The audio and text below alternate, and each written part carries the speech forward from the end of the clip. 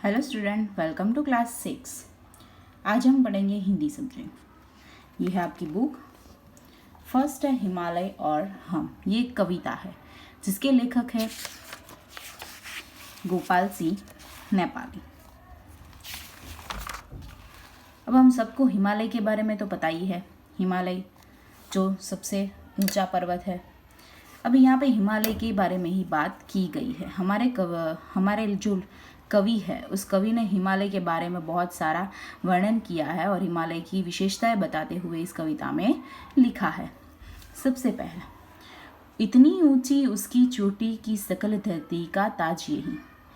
इतनी ऊंची इसकी चोटी की सकल धरती का ताज यही, पर्वत पहाड़ से भरी धरा पर केवल पर्वत राज यही।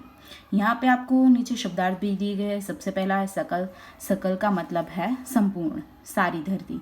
इतनी ऊंची उसकी चोटी, चोटी यानी उसकी हाइट, उसकी ये पिक, उसकी पिक इतनी ऊंची है कि पूरी धरती का ये ताज लगता है। पूरी संपूर्ण सृष्टि का, धरती का ये ताज लगता है। ताज यानी मुकुट।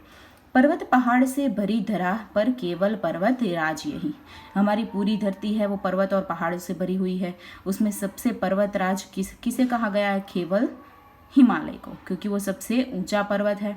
इसीलिए केवल धरा का पर्वतराज कौन है? हमारा हिमालय। अंबर से सिर पाताल चरण, मन इसका गंगा का बचपन, तन वरण वरण मुख निरावरण। अंबर से सिर मतलब अगर हाइट से हम देखें तो ये हमारे सिर, हमारे भारत देश में सिर की तरह है। उसका सर, भारत के सर के तरफ ये हमारा हिमालय आता है। पाताल चरण, उसके चरण पाताल तक है, मतलब इतनी हाइट पे है कि उसकी डेप्थ है वो हमें पाताल जैसी लगती है। मन इसका गंगा का बचपन, इसका मन कैसा है? गंगा का बचपन, मतलब हमारी गंगा नदी है वो भी हिमालय से निकलती है, तो उसी बचपन की तरह वो उछलती कूदती नदी बाहर निकलती है। तन वरण वरण मुख निरावरण, यहाँ पे वरण का मीनिंग है ग्रहण, ग्रहण करने योग्य। तन वरण वरण मुख निरावरण, उसका मुख है वो निरावरण यानी खुला हुआ है। उसका मुख कुछ भी ग्रहण करने के लिए खुला हुआ है। अगर कोई भी आफत हम सबको पता है कि हिमालय है वो हमें बहुत सारी आफतों से बचाता है। बहुत सारे ज़्यादा पवन आता है, कुछ भी है, तो जो बड़ा सा हिमालय हमारे देश में ऊपर की तरफ है, सर के तरफ है, तो बहुत सारे जितने भी तूफान या फिर कुछ है वो सबको क्या करता है? ग्रहण कर लेता है। इसकी छाया में जो भी है वह मस्तक नहीं झुकाता है।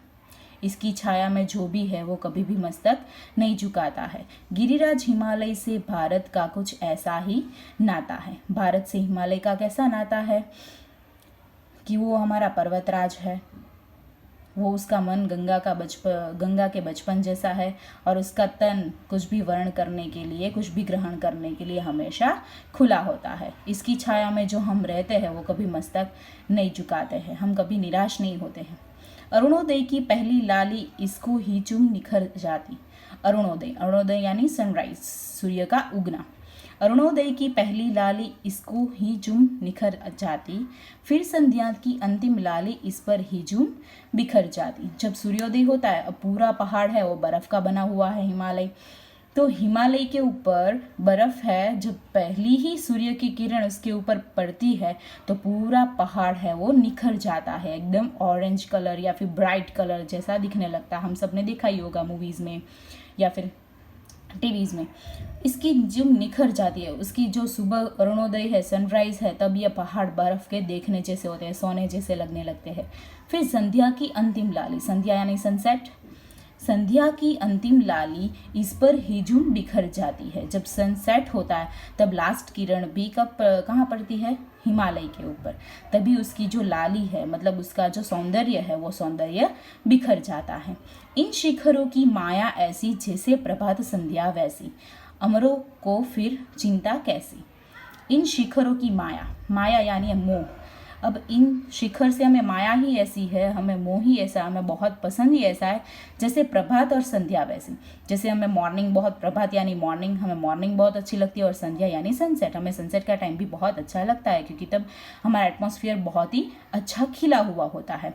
उसी तरह अमरों को फिर चिंता कैसी, अमरों फिर हम सबको चिंता कैसी। हमारे पास इतने बड़े अच्छे शिखर है, प्रभात और संध्या जैसे अच्छे एनवायरनमेंट देते हैं। इस धरती का हर लाल खुशी से उदय अस्त अपनाता है, गिरिराज हिमालय से भारत का कुछ ऐसा ही नाता है।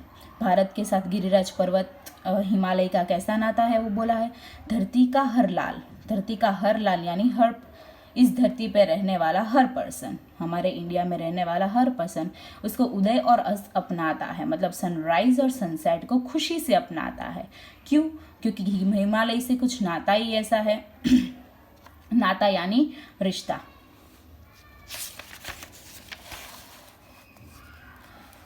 हर संध्या को उसकी छाया सागर सी लंबी होती है। हर संध्या को उसकी छाया सागर सी लंबी होती है, हर सुबह वही फिर गंगा की चादर सी लंबी होती है। जब संध्या होती है तब उसकी छाया सागर जैसी लंबी हो जाती है, मतलब सारे पहाड़ जो लंबे लंबे है वो सब पर छा जाती है।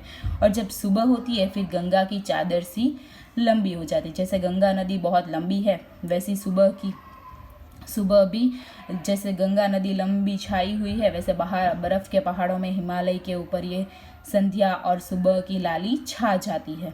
इसकी छाया में रंग गहरा है, देश हरा प्रदेश हरा, मौसम है संदेश भरा।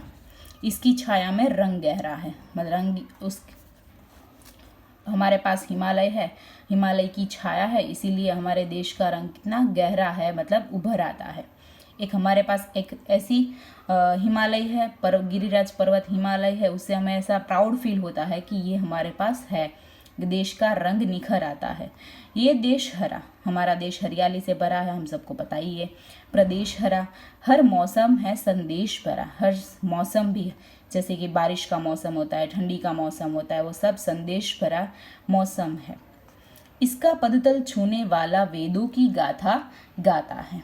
इसका पदतल, what is the meaning of पदतल? यानी पैरों के नीचे। इसका पदतल छूने वाला वेदों की गाथा गाता है। हमारे वेद के अंदर भी हिमालय का वर्णन किया गया है, हिमालय के बारे में कहानी बताई गई है। गिरिराज हिमालय से भारत का कुछ ऐसा ही नाता है, ऐसा ही हिमालय का नाता हमारे भारत के साथ जुड़ा हुआ है। जैसे यह अटल अडिग अविचल, वैसे ही भारतवासी है अमर, हिमालय धरती पर तो है भारतवासी अविनाशी। ऐसे ही अटल यानी अडिग और अविचल, एकदम स्थिर, जो कभी हिले नहीं। अडिग और अविचल मतलब एक जगह पे स्थिर रहने वाला। वैसा ही हमारे भारतवासी के पास ये हिमालय है धरती पर, जो भारतवासी अविनाशी है, जो जिसका कभी विनाश नहीं होता है। कोई क्या हमको ललकारे, हम कभी न हिंसा से हारे, दुख देकर हमको क्या मारे। गंगा का जल जो भी पी ले, वह दुख में भी मुस्काता है। गिरिराज हिमालय से भारत का कुछ ऐसा ही नाता है। कोई हमको क्या ललकारे, कोई हमें क्या चैलेंज दे दे, हम कभी भी न हिंसा से हारे, हम कभी भी हिंसा से हारते नहीं है। हिंसा यानी मारकूट करना, हिंसा से कभी हारते नहीं है। दुख देकर हमको क्या मारे, हमें क्या दुख देकर वो मारने वाले हैं, क्योंकि हम हिंसा से ही नहीं हारते हैं, इसलिए हमें कोई ललकारता भी नहीं है। क्योंकि गंगा का जल जो भी पी ले, हमारी जो गंगा नदी है, इतनी पवित्र नदी है, उसका जल जो कोई भी पी ले, वो दुख में भी मुस्काता है, मतलब उसके दुख सारे गंगा नदी हर लेती है।